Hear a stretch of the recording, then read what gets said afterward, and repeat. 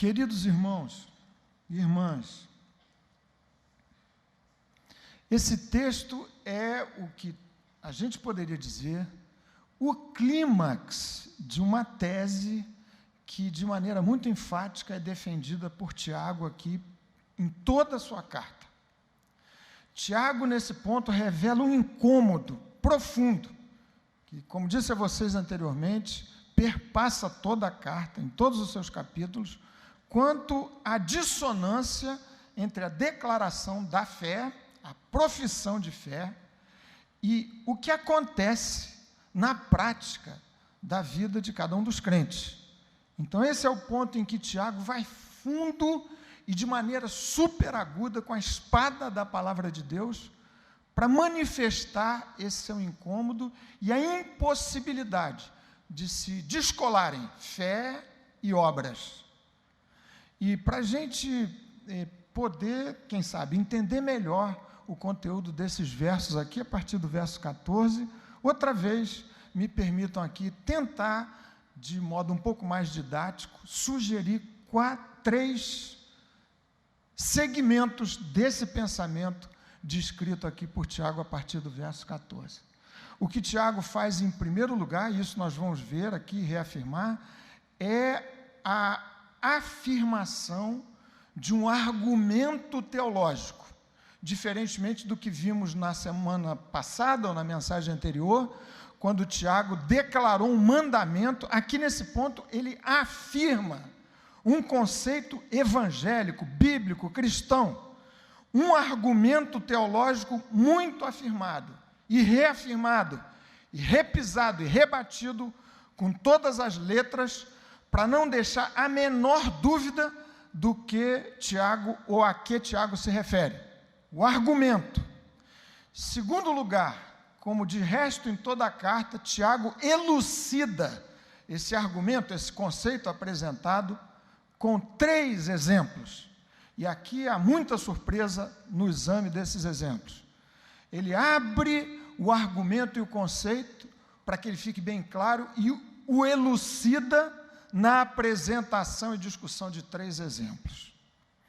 Finalmente, e aqui é uma seleção minha, no raciocínio de Tiago, um terceiro bloco, nesse raciocínio, para a gente compreender o texto de maneira mais profunda e intensa, há um alerta a respeito e a propósito de riscos que se deve evitar no tratamento desse argumento teológico, aliás, irrefutável, conforme o que Tiago passa a expor. Então, nós temos o argumento, os exemplos que elucidam, que dão maior clareza ao alcance desse argumento teológico, desse princípio cristão, e riscos que se deve, por todas as formas, evitar nós, como irmãos e irmãs, como crentes em Jesus.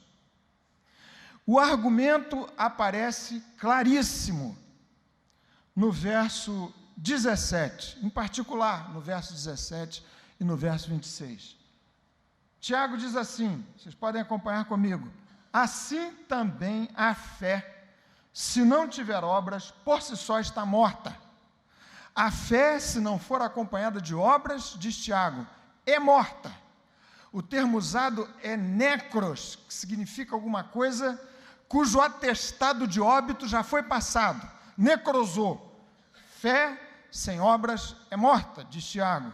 Verso 26, ele repete o mesmo argumento, porque assim como o corpo sem espírito é morto, assim também a fé sem obras é morta. Aqui é o incômodo de Tiago. É como se ele chamasse a atenção dos crentes para dizer, olha, e diz,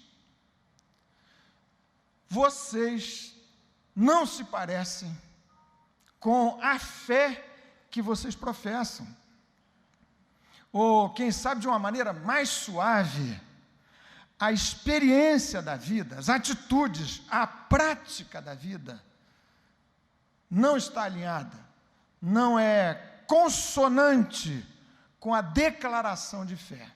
Existe uma proposição de fé, vocês afirmam crer, mas o atestado da genuinidade desta declaração precisa aparecer na forma da vida, da prática, das obras, do que acontece no dia a dia, na experiência, nas ações, na dinâmica da vida que vocês vivem a levar. A árvore aparece aí porque o próprio Jesus declarou no mesmo tom, João capítulo 15 e em outros textos, que a árvore, a natureza da árvore se conhece a partir da avaliação dos seus frutos. E aí a gente tem uma figura de uma árvore seca. Anselmo Góes, que é aquele colunista do Globo, na sua coluna de ontem, e não veio da coluna dele a sugestão da árvore seca, que pode até ser bonita, bela, como adorno, mas que é absolutamente inoperante. E são esses os termos fortíssimos que Tiago usa. Fé sem obras é inútil, não presta para nada, é zero à esquerda, é ociosa, é desocupada. E ele avança no argumento para chocar os seus interlocutores para declarar: esta natureza de fé, não acompanhada de obras, até os demônios têm. A têm. Jesus declarou que árvore sem frutos, ou ramos que não produzem frutos, haveriam de ser cortados da videira. O discurso de Tiago é completamente alinhado com aquilo que ele aprendeu de Jesus, o seu irmão. Da mesma forma, alinhado com aquilo que foi a mensagem de João Batista: vocês que me veem aqui professando fé, produzam frutos dignos de arrependimento. Como um dos comentaristas destes vários assuntos afirmou, é muito bom que a gente possua boa teologia, que a nossa doutrina seja ortodoxa, sadia, a profissão de fé, os termos, o enunciado daquilo em que nós cremos, seja sadio. Às vezes, esse comentarista me parece que de maneira muito própria: é bom possuir boa teologia, mas isso não resolve, a menos que esta saudável e boa teologia possua a vocês que são crentes.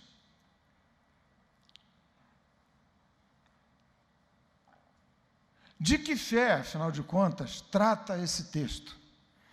Verso 14, Tiago diz muito claramente, para a gente não se confundir com a fé genuína, autêntica, frutífera e que se manifesta na forma de uma vida diferente, alinhada com aquilo que se professa crer. Meus irmãos, qual é o proveito se alguém disser que tem fé? É desse tipo de fé inoperante, vazia, demoníaca, a que Tiago faz referência nesse texto. Alguém que diz que tem fé, mas não tem obras. Ele diz: pode acaso semelhante fé salvá-lo?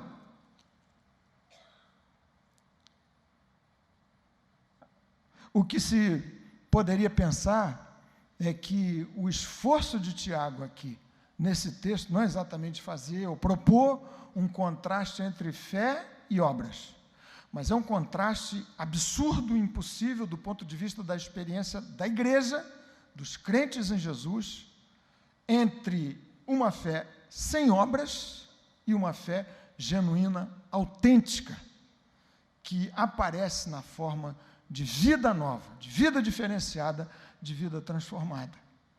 Na verdade, todo o argumento de Tiago tem a ver com o fato de que toda a Escritura declara que a mesma fé em Jesus, que me salve, é você, fé, graça, é fé que produz transformação. E a gente poderia aqui ficar muito tempo tratando de uma aparente contradição entre esse texto de Tiago e as afirmações de Romanos. Paulo, escrevendo aos Romanos, afirma o que parece ser uma proposição absolutamente, diametralmente oposta a essa. desse texto aqui, porque Paulo insiste em afirmar que a salvação acontece exclusivamente pela fé. E nesse ponto, Tiago parece sugerir que as obras produzem a salvação. Não é isso que Tiago está falando.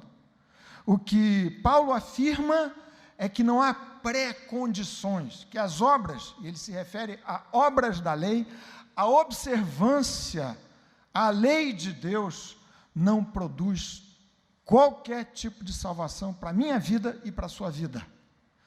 Como pré-condição para eu ser aceito por Deus e me vir reconciliado com Ele, as obras não produzem absolutamente nada. É como se a gente pudesse imaginar lá o texto do filho pródigo. Acho que todos vocês conhecem o texto. Lá vem o filho gastador mais velho, que havia esbanjado de maneira terrível, vivendo dissolutamente a herança que lhe coube, como parte da riqueza do pai, gastou tudo, viveu dissolutamente, e a única ação dele foi resolver voltar para os braços do seu pai. E o que Paulo afirma é que não houve pré-condições para que o pai recebesse de volta a casa o filho arrependido. O pai não propôs para o filho o seguinte: olha, meu filho, antes, tudo bem, eu vou receber você, mas antes você trabalhe um pouco mais para recuperar a parte do dinheiro que você explodiu vivendo dissolutamente. Eu recebo você, mas antes você trabalhe um bocado para desfazer os danos à minha reputação de pai que você causou com o seu comportamento quando você se distanciou da minha casa. O pai recebe o filho arrependido sem lhe impor quaisquer pré-condições. E é isso que Paulo afirma. A fé produz por si a bênção da apropriação no pecador arrependido da graça salvadora, sem pré-condições, sem obras.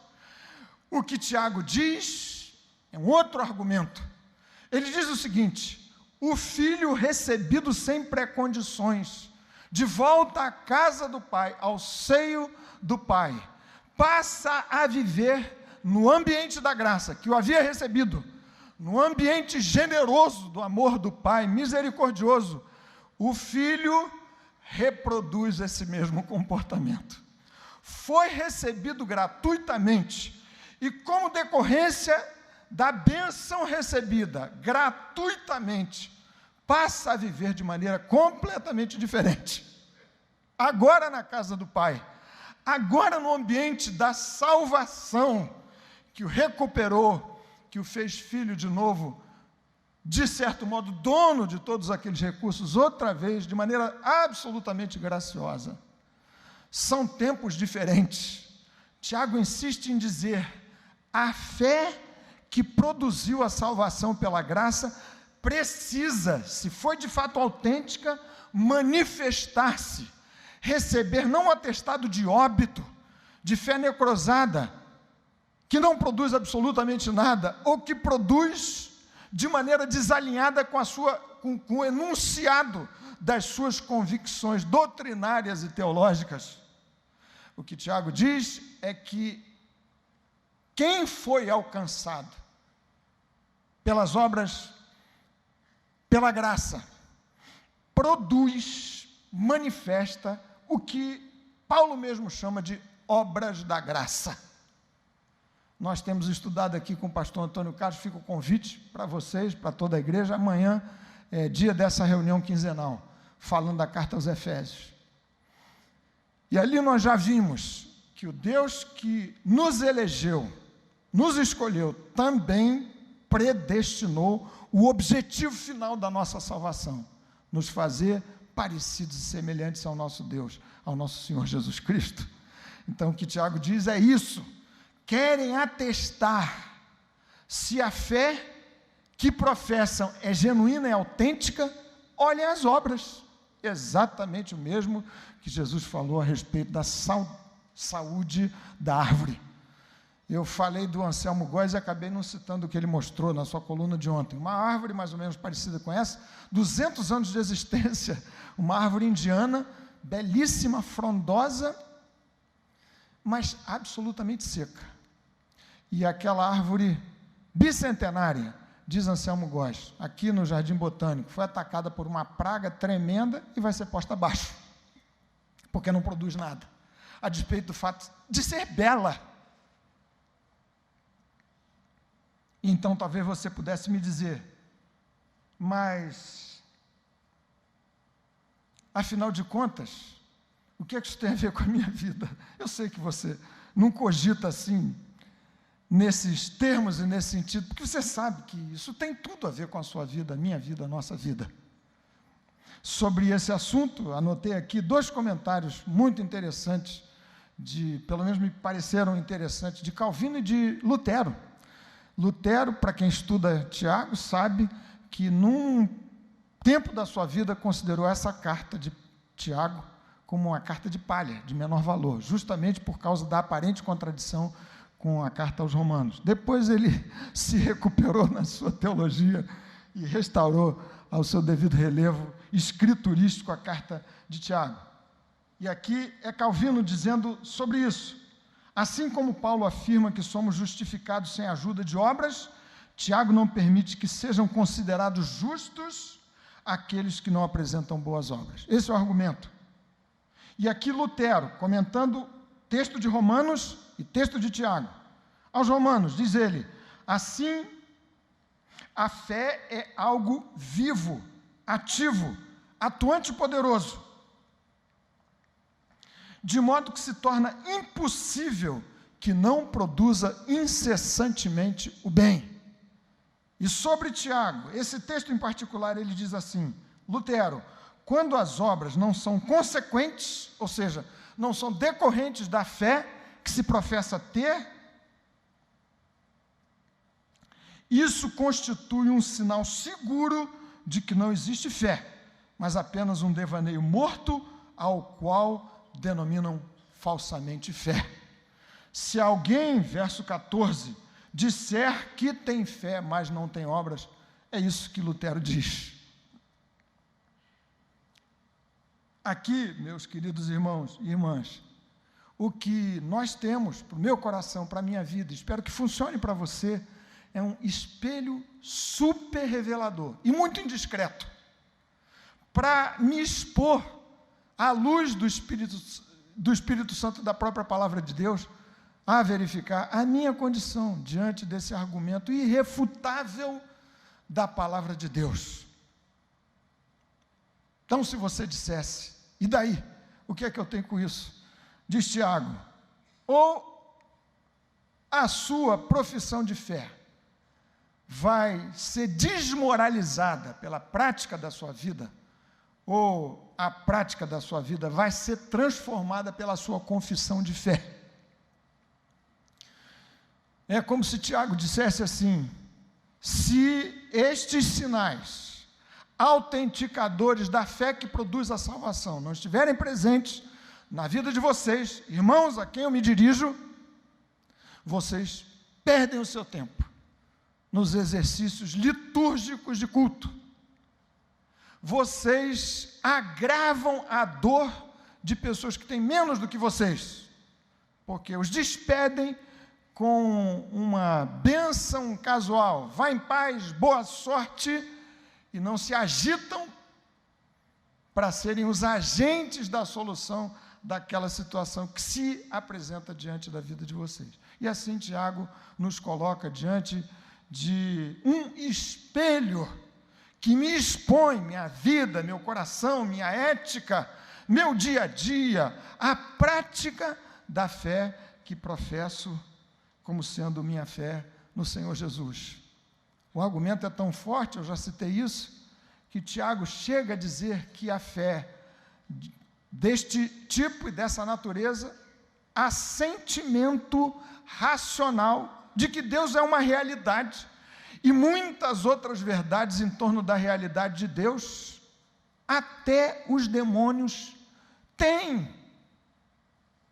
E aqui, sem querer ser ofensivo, mas é a sugestão do texto, Tiago diz o seguinte, olha, cuidado para que a fé que vocês declaram ter não seja pior do que a fé dos demônios, Porque os demônios creem em Deus e pelo menos tremem diante dessa realidade. E a gente que afirma que crê, racionalmente crê, sente que Deus é real, mas não guarda qualquer tipo de relação de submissão à palavra de Deus, às ordens de Deus, tal como os demônios. E pior, não tremem diante dessa tremenda realidade em que afirmam crer. Esse é o argumento irrefutável de Tiago nesse texto. Os exemplos que servem para elucidar a aplicação desse conceito. Aqui, devo dizer para vocês que, na minha leitura e reflexão sobre esses 3 exemplos, eu me surpreendi porque muitas vezes li esse texto e sempre me pareceu que, no final das contas, a ênfase recaía sobre obras de caridade. E é o primeiro exemplo a que Tiago faz referência. Obras, entretanto, basta a gente analisar aqui os 3 exemplos, referem-se a muito mais do que uma expressão de ajuda a pessoas que necessitam da nossa ajuda e têm menos do que nós, e que se apresentam diante da nossa vida. É muito mais do que isso. E, nesse sentido, acabei, na minha devocional, classificando esses 3 exemplos de Tiago na forma de 3 crises ou processos pelos quais o crente em Jesus necessariamente tem que passar. Olhando os 3 exemplos, do fim para o começo, vamos começar pela primeira crise pela qual todo crente, cuja experiência de fé venha a ser genuína, deve necessariamente passar. O exemplo é de Raabe, a meretriz, citada aqui na letra do Gerson Borges, cantada nessa noite pelas nossas irmãs. O texto do verso 25.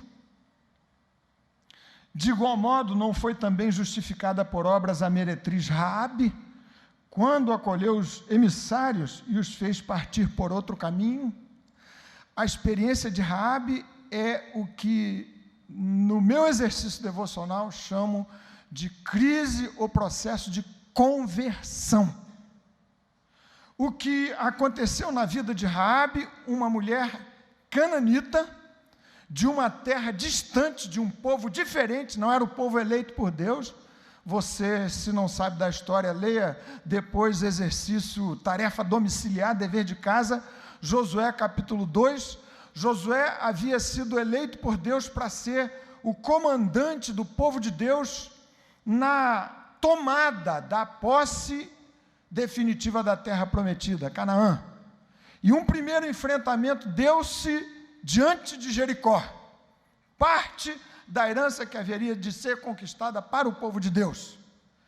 E Josué enviou espias para aquela terra, e essa mulher, de péssima reputação, ouviu falar dos prodígios, dos milagres, das coisas assombrosas que Deus vinha fazendo, não tinha a cidadania do povo de Deus. Perfeita metáfora para a minha condição antes de me encontrar com Jesus. Aqui, o que estava em xeque, em jogo, em foco, era uma ação que resultasse na mudança de cidadania, mudança de povo, troca de passaporte. E essa mulher Raabe, verso 12, me parece, do capítulo 2 de Josué, está por lá em algum momento, ela diz: eu sei que o Deus de Israel é Deus em cima nos céus e embaixo na terra. Creu, declarou a sua fé, e por conta da sua declaração de fé, resolveu mudar de cidadania. O processo de conversão é precisamente esse. Cristo, o Senhor Jesus, o Deus Todo-Poderoso, planejador da salvação, pelo Espírito Santo, me convocando, me chamando, vocação eficaz para aqueles que tenham sido eleitos para a salvação, me chamando para mudar de povo, de cidadania, sair do império das trevas e, pelo poder de Jesus, ser transferido para o reino do Filho do seu amor.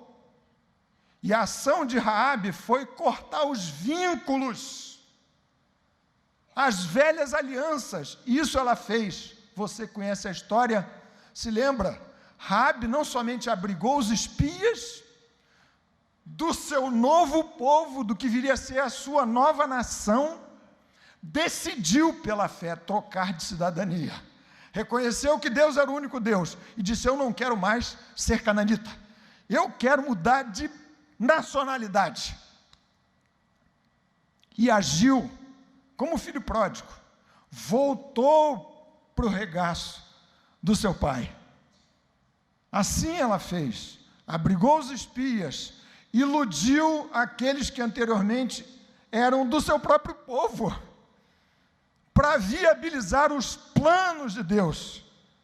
E como tantos de nós fazemos, quando a gente se encontra com Jesus, ela se preocupou profundamente com a salvação de toda a sua família. Você conhece a história, se lembra? Ela disse: olha, mas não basta vocês pouparem a minha vida, por favor, poupem a minha vida, a minha vida junto com a vida de toda a minha família.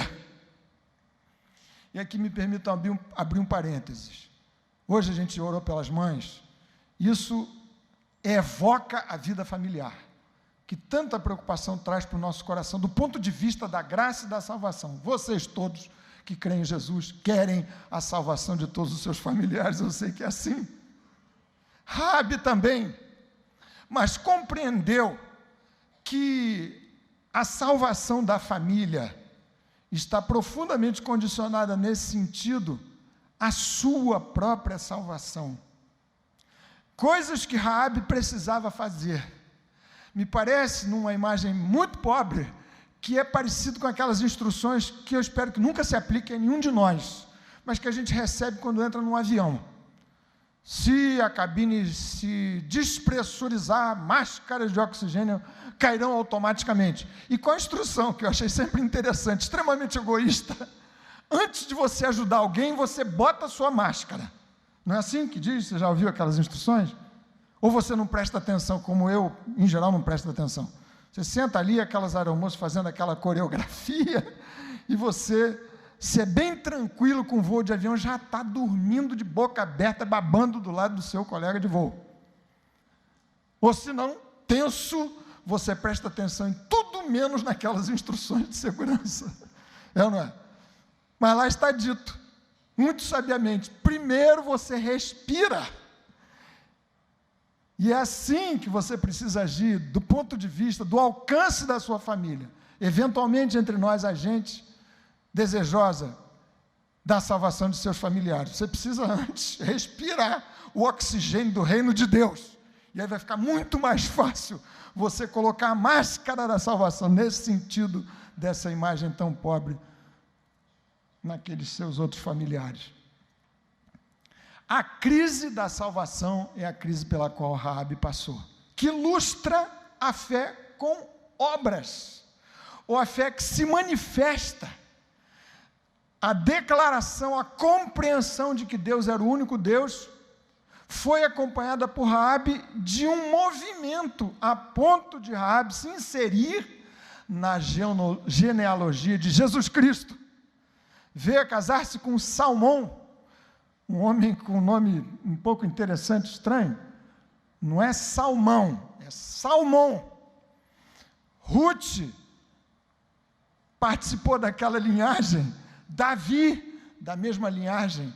Coisa maravilhosa, uma mulher de reputação horrível, uma pecadora, sem o conhecimento da graça, cidadania diferente, bandeou-se, por conta da sua compreensão de fé, para um novo povo. Meus irmãos e irmãs, por que enfatizar esse ponto? Os demais exemplos não vão funcionar, não vão elucidar absolutamente nada, se você não afirmar no seu coração diante de Deus que já passou por essa experiência. Largou seu passaporte para trás, velho, desfez as suas antigas alianças, gente amada, preciosa, muito bem-vinda na igreja, mas que frequenta a igreja há décadas e não se rende nunca a Jesus. Referência aqui muito particular e pessoal a uma das maiores alegrias da minha vida, muito recente, do dia 1º para cá. Netinho Guilherme nasceu de parto normal. Abençoado Guilherme. Lindo.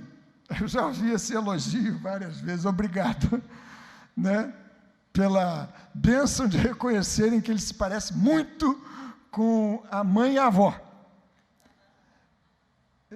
11 horas de uma situação muito trabalhosa. Aí eu entendi porque a expressão entrou em trabalho de parto. Horas para vir à vida.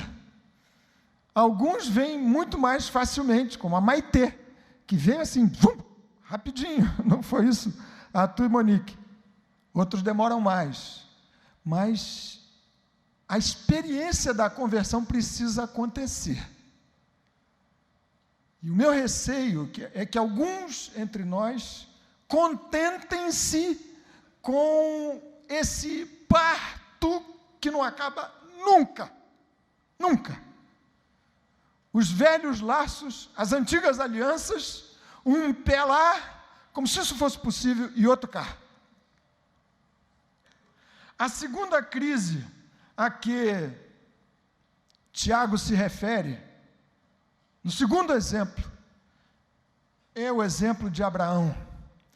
Abraão era um crente, e o texto de Gênesis afirma exatamente isso, antes daquele teste descrito em Gênesis capítulo 22. Essa é a crise pela qual crentes salvos, cidadania mudada, haverão de passar inexoravelmente. Especialmente quando a gente começa a orar por avivamento, é o que a gente tem feito aqui nessa igreja. Então o Senhor nos leva ao clímax da chamada para um discipulado radical.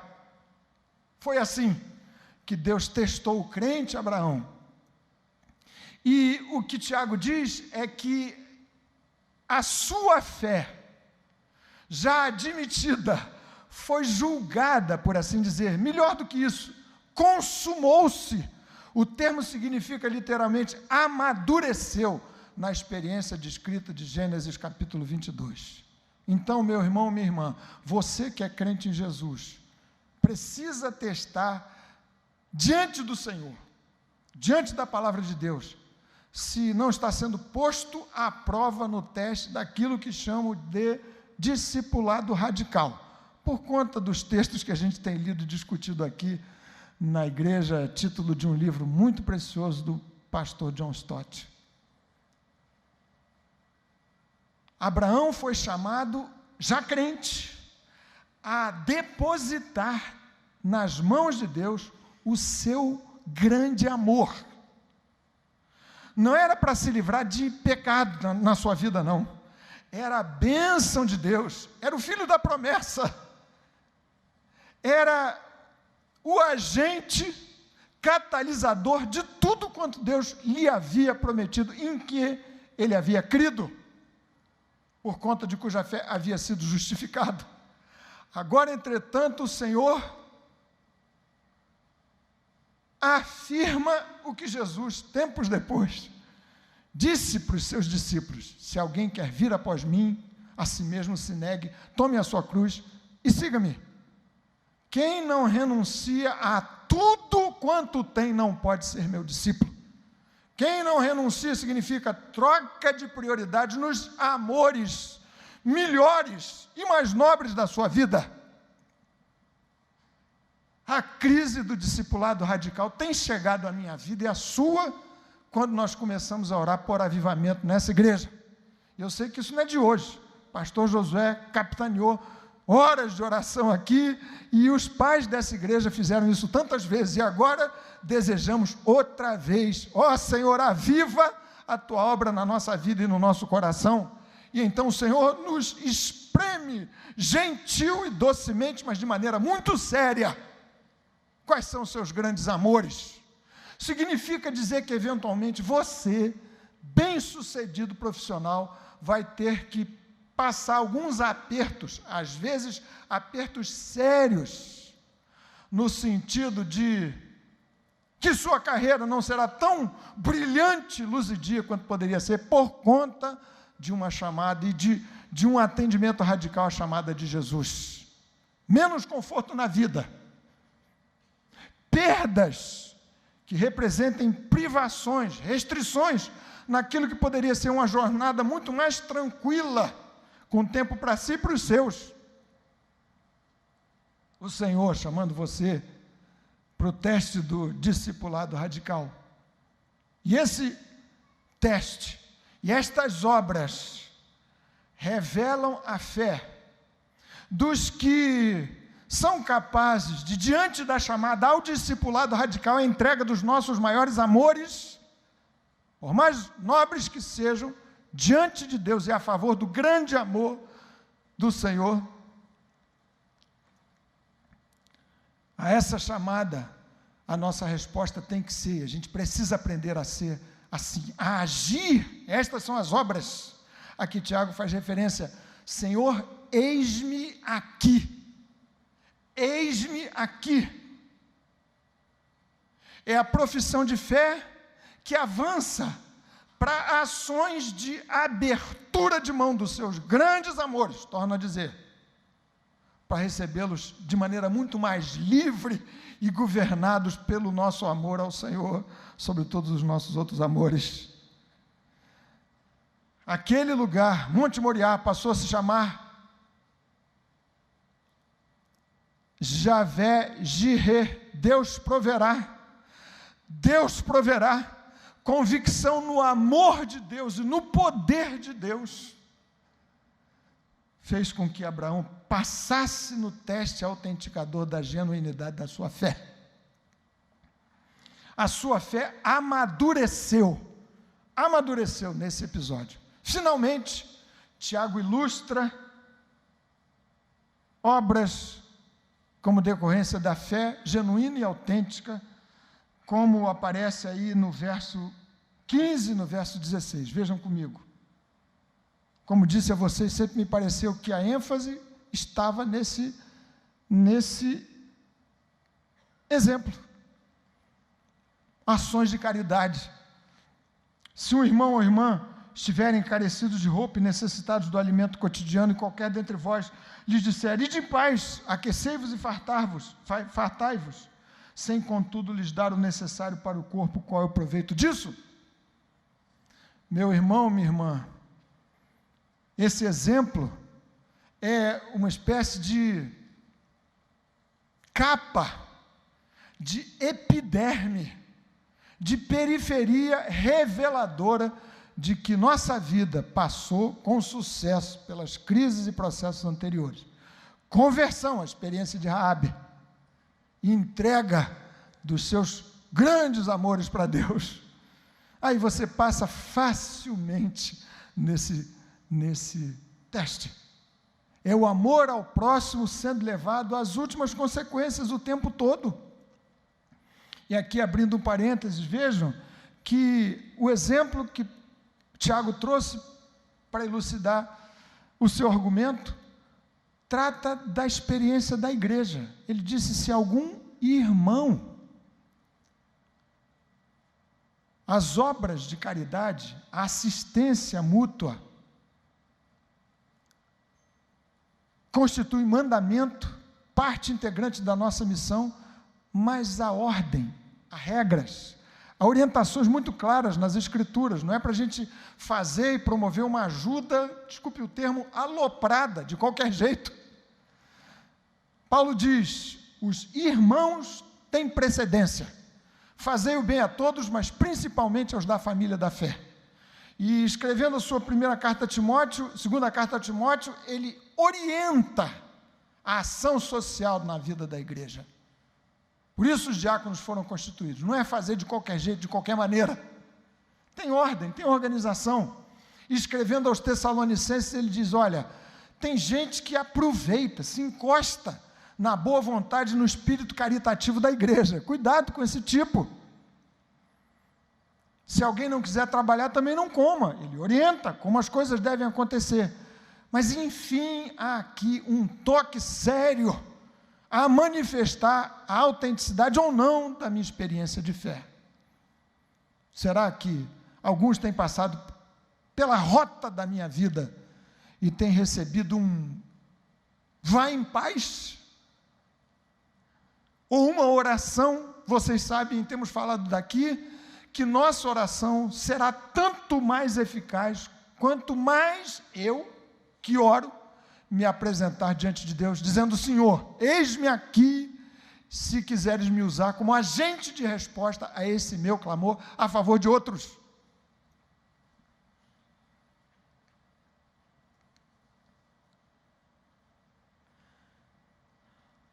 Encerro aqui esse segundo tópico para a gente avançar para o terceiro e finalizar nossa reflexão nessa noite, pedindo licença ao meu querido amigo Leonardo, está ali, que distribuiu para os professores da escola dominical, professores, um texto muito bom, preparado por ele, com uma citação a C.S. Lewis, sobre essa história da nossa disposição de ajudar ou não ajudar, essa obra de caridade que tem que ser reveladora da natureza da nossa experiência de fé. O Leonardo citou o C.S. Lewis, eu copiei aqui, viu, Léo? Obrigado pela referência. C.S. Lewis diz assim, vejam só: acho que a única regra é dar mais do que sobra. Em outras palavras, se nossos gastos em conforto, em coisas supérfluas, em divertimentos, etc., se equiparam ao padrão dos que possuem a mesma renda que a nossa, provavelmente estamos dando muito pouco. Se a nossa caridade não nos priva de nada, ou não nos sacrifica em nada, eu diria que é bem pequena. Deve haver coisas que gostaríamos de fazer e que não podemos porque os nossos gastos em caridade não permitem. Finalmente, meus queridos irmãos, verso 18 traz aqui um sério alerta quando se trata dessa questão de fé e obras, que devem necessariamente acompanhar genuína fé salvadora. Verso 18 é uma proposição, são 7 perguntas retóricas que Tiago faz nesse texto, e nesse ponto ele diz assim, verso 18, mas alguém dirá, um hipotético interlocutor, mas alguém dirá, tu tens fé, e eu tenho obras, mostra-me essa tua fé sem as obras, e eu com as obras te mostrarei a minha fé. Qual é o alerta? Qual é o risco? Quando a gente reflete sobre essas coisas, e nossa Betânia tem refletido bastante sobre o nosso compromisso social de socorro aos mais vulneráveis, compromisso bíblico e missionário. Mas qual é o alerta que aqui Tiago faz? Ele diz o seguinte: cuidado para vocês não fragmentarem a experiência cristã, porque isto é impossível. Um dos interlocutores propõe, eu tenho fé, sem obras. Ele já havia dito, isso não é vantagem alguma, porque os demônios também a têm. Cuidado para que vocês não fiquem como uma igreja que professe fé fundamentalista, ortodoxa, fria, que não se mistura, que não avança na direção dos vulneráveis, que não age, pietista, que ora, que se reúne exclusivamente para desenvolver a sua própria tribo. Orar é muito bom, desde que você marche no impulso do Espírito Santo a partir da sua própria oração. Mas eu me refiro a um tipo de devoção que pode, eventualmente, configurar esse extremo de gente, de grupos. Isso tem acontecido ao longo da história. De gente que cultiva esta vida espiritual dissociada das obras.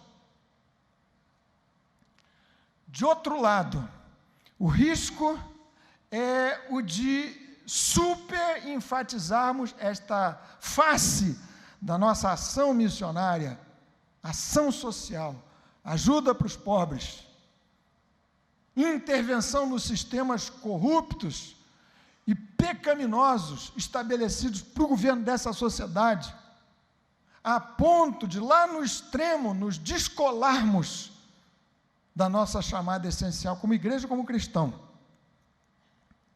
Não há antagonismo nessas duas faces, é isso que Tiago faz o tempo todo. Fé e obras são sinérgicas. Ele diz aqui, é esse exatamente o termo usado, vês como a fé operava juntamente com as obras. Mas o risco é, eventualmente, e torno a dizer, a história tem demonstrado de algumas igrejas, de alguns grupos, que bandeiam ou para um extremo ou para outro. História da igreja evangélica americana, por exemplo, dá conta de um movimento chamado de evangelho social, fim do século XIX, capitaneado por um pastor batista, apaixonado pelos aspectos sociais da missão evangélica, trabalhando num lugar chamado, vejam como é que chamava o lugar, Nova York, daquele tempo, era a cozinha do inferno. E a ênfase da sua igreja foi a ação, a intervenção missionária naquele gueto horroroso chamado de cozinha do inferno. Eventualmente vieram se descolar da fé evangélica e cristã que propõe salvação individual, expiação por meio de Jesus, justificação pela fé, como se essas coisas fossem descoláveis. O risco é a gente se transformar ou numa igreja petista, como um grupo lá nos Estados Unidos, tem vários, que se isola, se vestem de maneira esquisita, isso é o extremo, é a caricatura de uma possibilidade que pode envolver a igreja.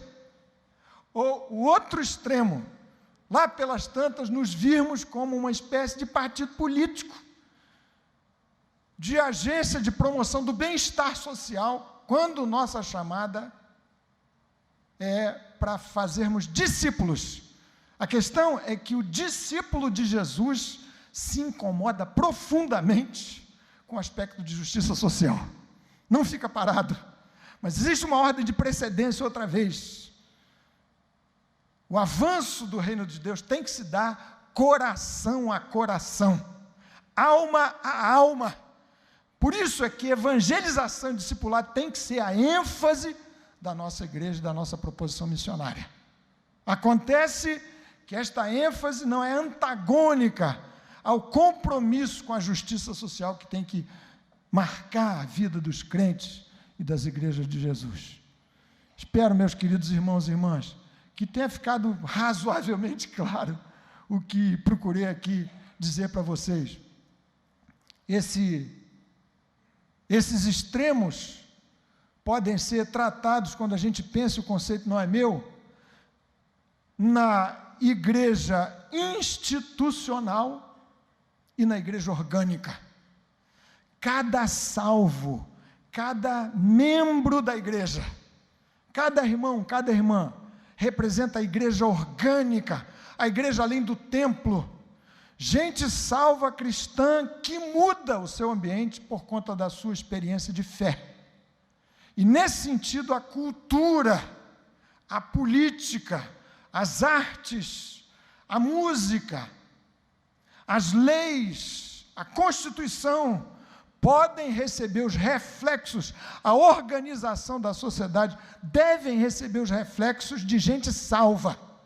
Estou vendo aqui a minha querida cunhadinha que mora há décadas, exagerei, né, Citinho? Na Suíça, Genebra, se beneficia, ela vive lá, vai atestar isso, de um arranjo social extraordinário, de fazer inveja. Tem lá, certamente, as suas críticas e tudo mais, mas o bem-estar social garantido por aquele Estado e reflexo secular da conversão e da salvação de gente que se encontrou pessoalmente com Jesus. Muitos daqueles estados ali nessa condição. Então, como reflexo, sim, mas nossa missão primordial é levar homens e mulheres pecadores aos pés de Jesus. E nesse sentido, fazerem a transformação que a igreja orgânica precisa fazer, onde quer que esteja, viva, atue na participação na forma dos seus membros individualmente. Igreja institucional, como os reformadores disseram, tem que se concentrar muito mais na palavra, na exposição da palavra e na ministração dos sacramentos. Para a gente não virar uma agência, torna a dizer, de promoção de bem-estar social, ainda que isso seja parte da nossa missão, um partido político, a ponto de dizerem aqui à sociedade, olha, tem gente que faz muito melhor do que vocês, o que vocês estão se arvorando em fazer. Médicos Sem Fronteiras, Greenpeace, Cruz Vermelha, se for para ficar só com o lado do agenciamento da ação social, esse pessoal faz muito melhor, muito mais profissionalmente. O que nos diferencia é a ancoragem na fé evangélica, bíblica cristã, a graça, a salvação pela graça, que detona uma ação social de grande impacto, de grande relevo, que aponta para o nosso Senhor Jesus Cristo em última análise, em última instância.